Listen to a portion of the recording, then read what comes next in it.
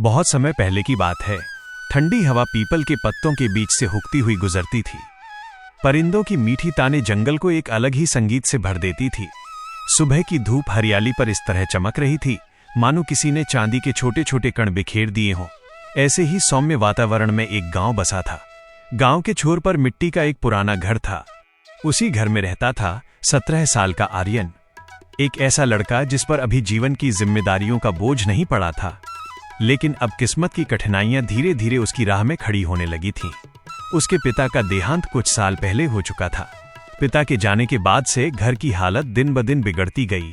अब घर में केवल 2 लोग थे, आर्यन और उसकी मां शांति देवी।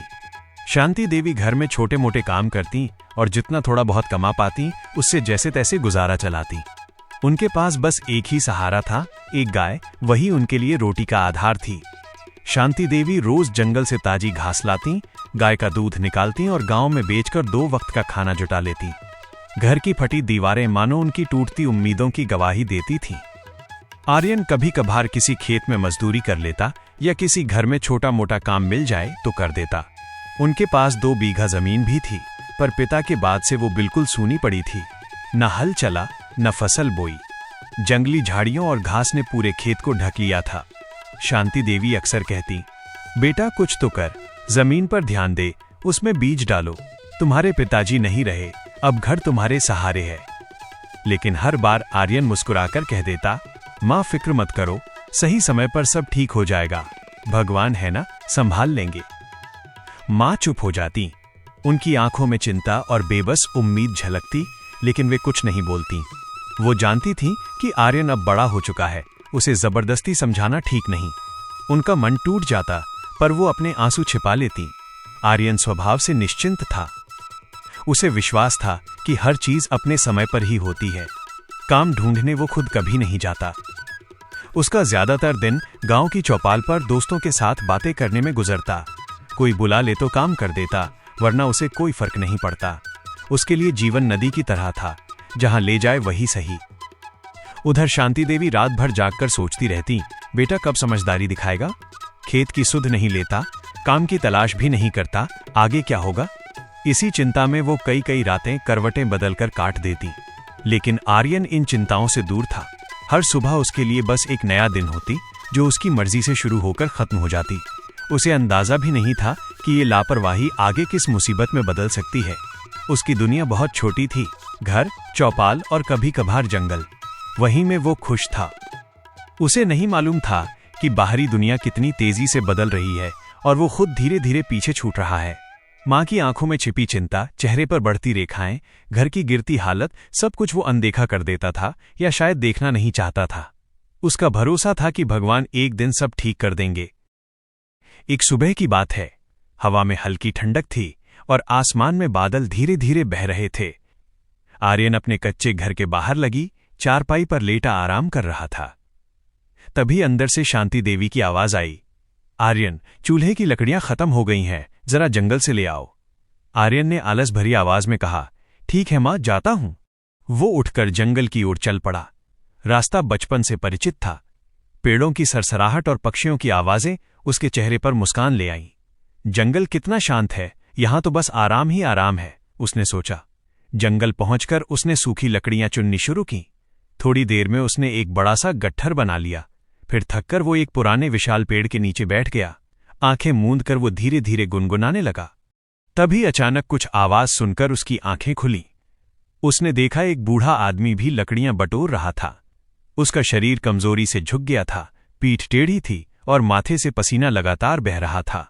आर्यन ने बुजुर्ग को देखकर मन ही मन सोचा, इतनी उम्र में भी ये बाबा इतनी मेहनत कर रहे हैं।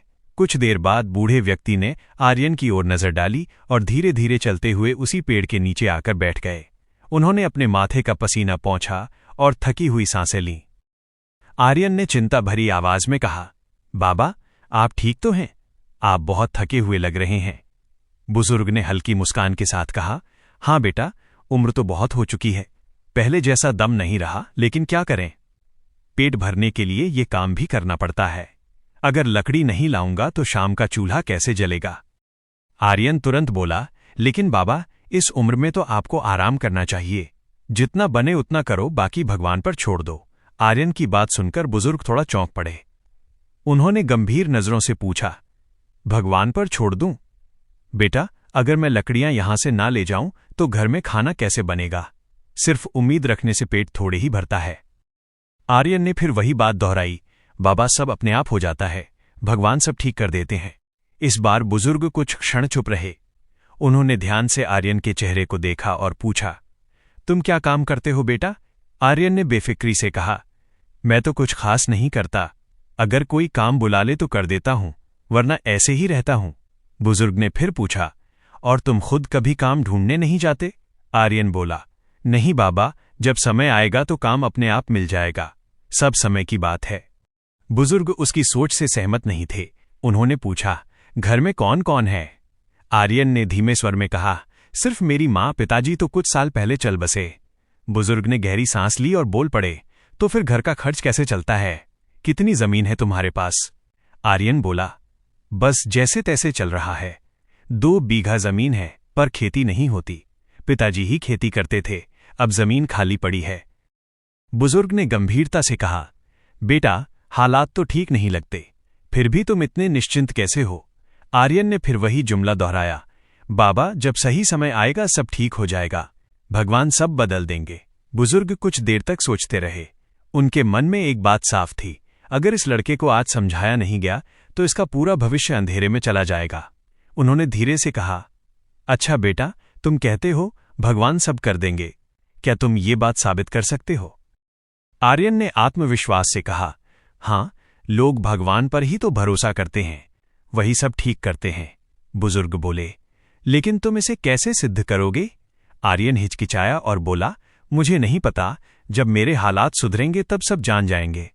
तब बुजुर्ग गंभीर स्वर में बोले, अगर तुम नहीं साबित कर सकते तो मैं दिखा सकता हूं कि सिर्फ भगवान के भरोसे रहने से कुछ नहीं होता। इंसान को खुद कदम उठाने पड़ते हैं। सही समय खुद नहीं आता, उसे बनाना पड़ता है। आर्यन ने कहा, ठीक है, दिखाओ बाबा, मैं भी देखना चाहता हूं। बुजुर्ग ने अपनी जेब से 2 छोटे बीज निकाले और बोले, ये लो बेटा, 2 बीज हैं, इन दोनों को अलग अलग जगह अपने घर के आंगन में बो देना। एक को छोड़ देना भगवान के भरोसे और दूसरे को रोज पानी देना। कुछ ही दिनों में फर्क खुद दिखाई देगा। आर्यन ने पूछा, लेकिन इससे क्या पता चलेगा? बुजुर्ग ने कहा, जीवन की सबसे बड़ी सच्चाई का पता चल जाएगा। भ्रम दूर हो जाएगा कि कौन सा काम भगवान करता है और कौन सा इंसान को करना पड़ता है। आर्यन ने थोड़ी देर सोचकर कहा, ठीक है, कर लूंगा, इसमें क्या मुश्किल है? इसके बाद उसने अपनी लकड़ियों की गठरी उठाई और घर की ओर चल दिया। बुजुर्ग भी अपनी राह पकड़कर निकल पड़े। शाम ढल रही थी, सूरज की लालिमा अभी पूरी तरह गायब नहीं हुई थी। घर पहुंचकर आर्यन ने लकड़ियों का गट्ठर बाहर रखा, फिर जेब से दोनों बीज निकाले और मिट्टी में अलग अलग जगह गाड़ दिए। जैसा बुजुर्ग ने कहा था, उसने एक बीज पर पानी डाला और दूसरे को यूं ही छोड़ दिया। अब वो रोज सुबह उठकर उसी एक बीज को पानी देता, दूसरा बीज बिना पानी के पड़ा रहता। आर्यन मन ही मन सोचता, भगवान सब देख रहे हैं, सही वक्त आने पर दोनों बीज फूटेंगे, दोनों ही उगेंगे। इस तरह 14 दिन गुजर गए। 15वें दिन सुबह आर्यन पानी देने मग लेकर बाहर निकला। जैसे ही उसकी नजर बीजों पर पड़ी, वो दंग रह गया। जिस बीज को वो रोज पानी देता था, उसमें से नन्हा सा पौधा निकल आया था, और दूसरा बीज जो भगवान के भरोसे छोड़ दिया था, सूख चुका था, मिट्टी में ही मिट गया था। आर्यन गहरी सोच में डूब गया। जिसे मैंने सींचा वो पनप गया, जिसे भगवान के भरोसे छोड़ा वो नष्ट हो गया। अब उसे बुजुर्ग के शब्द याद आए, बेटा, भगवान के भरोसे मत बैठे रहो, सही समय आता नहीं, लाना पड़ता है। अब उसकी समझ धीरे धीरे खुलने लगी। दिल में बेचैनी उठी। वो तुरंत उसी जंगल की ओर चल पड़ा जहां उसने बुजुर्ग को पहली बार देखा था। आर्यन जंगल में वापस गया और उस बुजुर्ग को खोजने लगा। काफी देर इधर उधर देखने के बाद आखिर उसे वही बूढ़ा व्यक्ति मिल गया जो लकड़ियां बटोर रहा था। आर्यन ने पुकारा, बाबा, पहचानते हैं मुझे? बुजुर्ग ने सहज मुस्कान के साथ कहा, हां बेटा, तुमसे मुलाकात याद है। आर्यन ने बिना देर किए कहा, बाबा, जिन 2 बीजों को आपने दिया था उनमें से एक तो अंकुरित हो गया और दूसरा बिल्कुल सड़ गया। बुजुर्ग ने पूछा, कौन सा अंकुर फूटा? आर्यन ने बताया, जिसे मैंने हर रोज पानी दिया वही उगा। दूसरा, जिसे मैंने भगवान के भरोसे छोड़ दिया था, खराब हो गया। बुजुर्ग ने शांत स्वर में कहा, तो कुछ समझे? आर्यन बोला, थोड़ा समझ आया, पर असली मतलब आप बताइए। बुजुर्ग बोले, देखो बेटा, जिस बीज में तुमने नियमित पानी डाला वो जीवित हुआ, और जिसे यूं ही भाग्य के भरोसे छोड़ दिया वो नष्ट हो गया। इसका सीधा अर्थ है, जिंदगी में हर दिन मेहनत करनी पड़ती है, तब जाकर कोई चीज फल देती है। अगर इंसान सब कुछ समय या भगवान पर छोड़ दे तो हालात बिगड़ते ही हैं, सुधरते नहीं। जैसे वह बीज जिसने कोई देखभाल नहीं पाई। बात सुनते सुनते आर्यन गहरी सोच में पड़ गया। अब उसे बुजुर्ग की बातों का महत्व समझ आने लगा था। बुजुर्ग ने आगे कहा, बेटा, अगर तुम्हारे पिता के जाने के बाद तुमने रोज थोड़ा बहुत काम किया होता, अपनी जमीन संभाली होती, तो आज तुम्हारी हालत ऐसी ना होती। उन्होंने फिर समझाया, एक दिन में कुछ बदलता नहीं, लेकिन हर दिन की कोशिश एक दिन सब बदल देती है। यह सुनकर आर्यन की आंखें नम हो गईं। वो बोला, बाबा, आप ठीक कह रहे हैं। मैं बस बैठे बैठे सही समय का इंतजार करता रहा। माँ भी समझाती थी, पर मैं केवल यही कहता रहा कि समय आने पर सब ठीक होगा। पर अब समझ गया हूं, सही समय आता नहीं, उसे बनाना पड़ता है। बुजुर्ग बोले, बेटा, हिम्मत मत हारो, अभी भी देर नहीं हुई। आज से मेहनत शुरू कर दोगे तो हालात बदलना शुरू हो जाएंगे। आर्यन ने आभार भरे स्वर में कहा, बाबा, आपने मेरी आंखें खोल दी। आज से मैं पूरी मेहनत करूंगा। अब न भगवान के भरोसे बैठूंगा न समय के। बुजुर्ग मुस्कुराए, बेटा, मैं ये नहीं कह रहा कि भगवान को मत मानो। भगवान हमें ताकत देने के लिए हैं, हमारे हिस्से का काम वे नहीं करेंगे। भगवान उसी का साथ देते हैं जो हालात से लड़ता है, ना कि उसका जो सब कुछ उन्हीं पर छोड़कर बैठ जाता है। कुछ देर बाद उन्होंने कहा, अब जाओ बेटा, तुम्हें सीख मिल गई है। अब अपने हालात खुद सुधारो और अपना सही समय खुद बनाओ। आर्यन ने हाथ जोड़कर नमस्कार किया और गांव की ओर लौट गया। अगले दिन गांव की चौपाल में बैठकर वो सोचता रहा कि आज किससे काम पूछे। उसने कई किसानों से बात की, खेतों में भी गया, लेकिन कहीं काम नहीं मिला। शाम ढल गई और वो थका मांदा घर आ गया। माँ चूल्हा जला रही थी। उसने पूछा, बेटा, कहाँ थे? सुबह से दिखे नहीं। आर्यन ने बताया, माँ, आज काम ढूंढने गया था, पर कहीं मिला ही नहीं। शांति देवी ने उसके बदलते व्यवहार को देखकर राहत की सांस ली। उन्होंने कहा, कोई बात नहीं बेटा, कल फिर कोशिश करना, पहले खाना खा लो। उस रात बुजुर्ग के शब्द और बीज वाला प्रयोग आर्यन के मन में गूंजता रहा। अगली सुबह जैसे ही धूप आंगन में आई, आर्यन ने माँ से कहा, माँ, आज मैं गांव से बाहर भी काम ढूंढूंगा। माँ हैरान रह गई। ये पहली बार था कि आर्यन खुद पहल कर रहा था। उनकी आंखों में उम्मीद चमक उठी। उन्होंने कहा, भगवान तुम्हारा भला करे बेटा। उस दिन भी उसने पूरा गांव छान मारा, लेकिन कुछ हासिल नहीं हुआ। अगले दिन वो और आगे बढ़ा। कुछ दूरी पर उसे एक ईंट भट्ठा दिखा। वहां मजदूरों की कमी थी। मालिक ने पूछा, काम कर लोगे? आर्यन ने तुरंत हाँ कह दिया। काम बेहद मुश्किल था। धूप, भट्ठे की गर्म हवा, ईंटें ढोना, पर उसने हिम्मत नहीं छोड़ी। शाम को जब मालिक ने पहली मजदूरी उसके हाथ में रखी तो उसकी आंखें भर आईं। उसे पहली बार एहसास हुआ मेहनत का पहला फल कितना मीठा होता है। भट्ठे से लौटते हुए जब आर्यन ने अपनी पहली कमाई माँ के हाथों में रखी तो शांति देवी की आंखें भर आईं। उन्होंने भावुक होकर कहा, बेटा, आज तुमने मुझे वो खुशी दी है जिसका इंतजार मैंने बरसों से किया था। इसके बाद आर्यन रोज सुबह तड़के उठकर भट्ठे पर पहुंच जाता। पूरे दिन ईंटें ढोता, मेहनत करता और शाम को घर लौटता। कुछ ही महीनों में उसका शरीर मजबूत होने लगा और उसकी मेहनत देखकर भट्ठे का मालिक भी उसका सम्मान करने लगा। 6 महीने बीतते बीतते घर की हालत भी सुधरने लगी।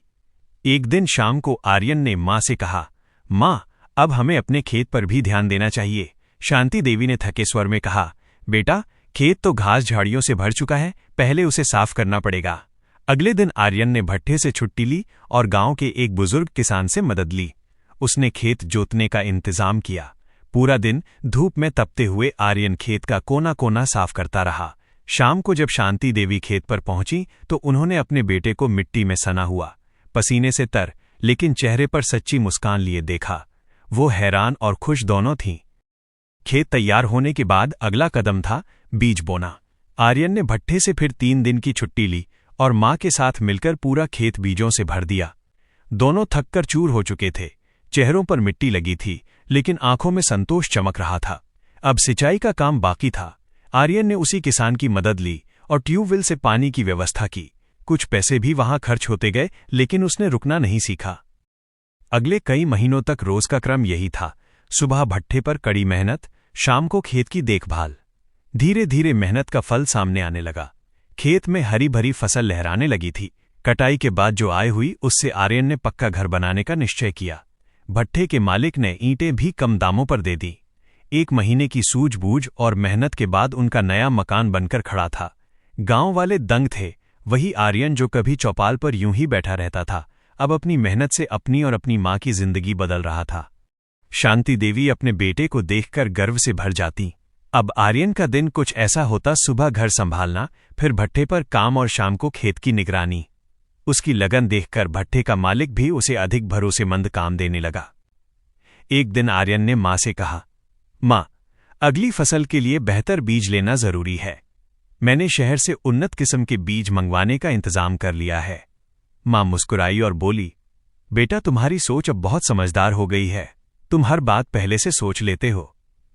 आर्यन ने कहा, मां, मुझे अब वो बात समझ आ गई है कि काम समय पर करना ही सफलता की कुंजी है। उस बुजुर्ग की सीख सच थी, सही समय आता नहीं, उसे लाना पड़ता है। अगले दिन उसने बीज लाकर खेत में बुआई की। दोबारा मेहनत का परिणाम सामने आया।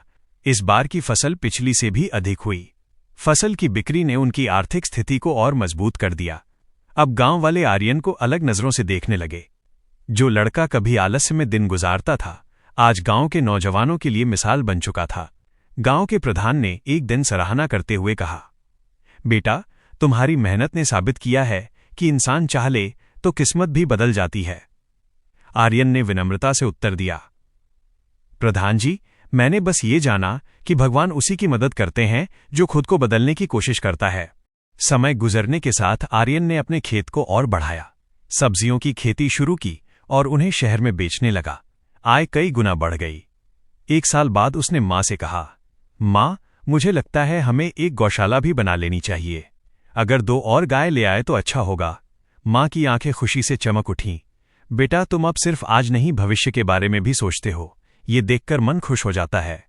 आर्यन ने गौशाला बनाई और 2 गाय खरीद लीं। अब घर में दूध अधिक आता और मां उस दूध को बेचकर अच्छी कमाई करने लगी। गांव के लोग अक्सर पूछते, आर्यन तुम इतना बदल कैसे गए? आर्यन हमेशा मुस्कुराकर वही कहानी सुनाता, जंगल में मिले बुजुर्ग, 2 बीजों का प्रयोग और वो सीख जिसने उसकी जिंदगी की दिशा बदल दी। एक दिन उसने गांव के नौजवानों को इकट्ठा किया और कहा, दोस्तों, मैं भी कभी आलसी था। मुझे लगता था कि सही समय अपने आप आएगा, लेकिन मैंने सीखा कि सही समय हमें खुद बनाना पड़ता है। मेहनत ही किस्मत लिखती है। उसकी बातें सुनकर गांव के कई युवा भी प्रेरित हो गए और काम में लग गए। शांति देवी अब कभी चिंतित नहीं रहती थीं। उनके चेहरे पर हमेशा संतोष झलकने लगा। वह अक्सर प्यार से कहती, बेटा, तुमने सिर्फ हमारा नहीं, पूरे गांव का भविष्य बदल दिया है। आर्यन कभी भी अपनी उपलब्धियों का श्रेय खुद को नहीं देता था। वो हमेशा मुस्कुराकर कहता था, आज मेरी जिंदगी जिस रास्ते पर है वो उस बुजुर्ग की नेमत है जिन्होंने मुझे सही दिशा दिखाई, और मेरी मां का आशीर्वाद जो हर मुश्किल में मेरे साथ खड़ी रहीं। धीरे धीरे आर्यन ने अपने कामों को बढ़ाया। उसने एक छोटी सी दुकान खोली जहां वो अपनी खेत की ताजी सब्जियां बेचने लगा। गांव के कई लोगों को उसने काम भी देना शुरू किया। एक दिन वो खेत में काम कर रहा था कि पीछे से किसी जानी पहचानी आवाज ने उसे पुकारा। आर्यन ने पीछे मुड़कर देखा। वही बुजुर्ग खड़े थे जिन्होंने उसकी किस्मत की दिशा बदल दी थी। वो दौड़ कर गया और उनके चरणों में झुक गया। बाबा, मेरी हर सफलता आपके कारण है। आप न मिलते तो मैं आज भी भटक रहा होता। बुजुर्ग ने मुस्कुराकर उसके सिर पर हाथ रखा और बोले, बेटा, मैंने तो बस रास्ता दिखाया था, चलना तुमने शुरू किया। तुम्हारी मेहनत ने ही तुम्हें इस मुकाम तक पहुंचाया है। हर व्यक्ति के पास समय और शक्ति बराबर होती है, फर्क बस इस बात का है कि कौन उनका सही उपयोग करता है। तुमने अपने समय को सोने की तरह गढ़ा है, तभी आज तुम सफल हो। आर्यन उन्हें घर लेकर आया और अपनी सारी उपलब्धियां दिखाईं। बुजुर्ग बेहद प्रसन्न हुए और बोले, तुम्हारी कहानी हर युवा के लिए मिसाल बनेगी जो किस्मत के भरोसे बैठे रहते हैं। उस दिन के बाद आर्यन ने एक नया लक्ष्य तय किया, गांव के युवाओं को आत्मनिर्भर बनाना और उन्हें आधुनिक खेती के तरीके सिखाना। धीरे धीरे उसके प्रयासों से गांव में नई ऊर्जा और तरक्की आने लगी। कहानी का समापन उसी सोच पर होता है जिसने आर्यन का जीवन बदल दिया। समय अपने आप नहीं आता, उसे मेहनत से लाना पड़ता है। भाग्य हमारे हाथ में होता है, बस हमें उसे सही दिशा में मोड़ना होता है। गांव वाले आज उसे मेहनत वाला आर्यन कहकर पुकारते हैं। उसकी मां शांति देवी का सीना खुशी से चौड़ा हो जाता है और आर्यन हमेशा कहता है, मेहनत वो चाबी है जो किस्मत के बंद दरवाजे खोल देती है, बस उस चाबी को सही समय पर घुमाना आना चाहिए। 1 कर्म और भाग्य का मेल। ये कहानी हमें सिखाती है कि ईश्वर भी उन्हीं की सहायता करता है जो स्वयं अपनी सहायता करते हैं। जिस प्रकार बिना जल के बीज नहीं पनपता, उसी प्रकार बिना पुरुषार्थ के भाग्य भी साथ नहीं देता। केवल हाथ पर हाथ धरकर बैठने से सफलता प्राप्त नहीं होती। 2. समय का निर्माण। संसार में शुभ समय स्वयं नहीं आता, अपितु उसे अपने कठिन परिश्रम से बनाना पड़ता है। जो व्यक्ति अवसर की प्रतीक्षा करते हैं वे पीछे रह जाते हैं, किंतु जो व्यक्ति स्वयं अवसर उत्पन्न करते हैं वे ही इतिहास रचते हैं। 3. निरंतर प्रयास की शक्ति। बड़ी सफलता रातों रात प्राप्त नहीं होती। आर्यन ने पहले छोटी मजदूरी की, फिर खेत की झाड़ियां साफ की और अंत में फसल उगाई। यह सिद्ध करता है कि प्रतिदिन किया गया छोटा छोटा प्रयास ही एक दिन बड़ी उपलब्धि का रूप ले लेता है। 4. आलस्य का परित्याग। आलस्य मनुष्य के शरीर में रहने वाला उसका सबसे बड़ा शत्रु है। जब तक आर्यन आलसी था, उसका घर विपन्नता में रहा। जैसे ही उसने आलस्य को त्याग कर परिश्रम का मार्ग चुना, उसकी दरिद्रता दूर हो गई और उसे समाज में सम्मान प्राप्त हुआ। 5. उत्तरदायित्व का बोध। अपने परिवार और माता पिता के प्रति कर्तव्यों को समझना ही सच्ची परिपक्वता है। जब मनुष्य अपनी सुख सुविधाओं से ऊपर उठकर अपनों की चिंता और उनके भविष्य के लिए पसीना बहाता है, तभी उसका वास्तविक उत्थान होता है। 6. दूरदर्शिता और भविष्य की योजना। आर्यन ने अपनी आय को केवल व्यर्थ के कार्यों में नष्ट नहीं किया। उसने आने वाली फसलों के लिए उत्तम बीजों, सिंचाई के साधनों और पशुपालन पर ध्यान दिया। यह दर्शाता है कि सफलता प्राप्त करने के बाद भी विवेकपूर्ण योजना बनाना अनिवार्य है। 7. गुरु का महत्व और कृतज्ञता। जीवन में सही मार्ग दिखाने वाले व्यक्ति का स्थान सर्वोपरि है। आर्यन ने सफलता के शिखर पर पहुंचने के बाद भी उस वृद्ध व्यक्ति और अपनी माता के प्रति जो आदर दिखाया, वही उसकी महानता का परिचायक है। कृतज्ञता मनुष्य को विनम्र और श्रेष्ठ बनाती है। जीवन का सार। परिश्रम वह कुंजी है जो प्रारब्ध के बंद द्वार भी खोल देती है। यदि आप जीवन में परिवर्तन चाहते हैं तो आज से ही अपनी शक्ति को सही दिशा में लगाना आरंभ करें। दोस्तों, इस कहानी से हमें गहरा सबक मिलता है। सही समय का इंतजार मत करो, सही समय खुद बनाकर लाओ।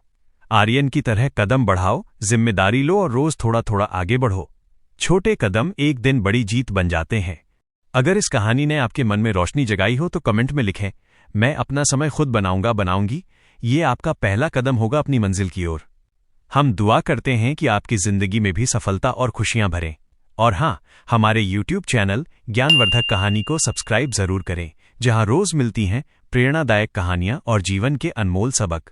आपका समर्थन हमें और बेहतर कंटेंट बनाने की ताकत देता है। धन्यवाद।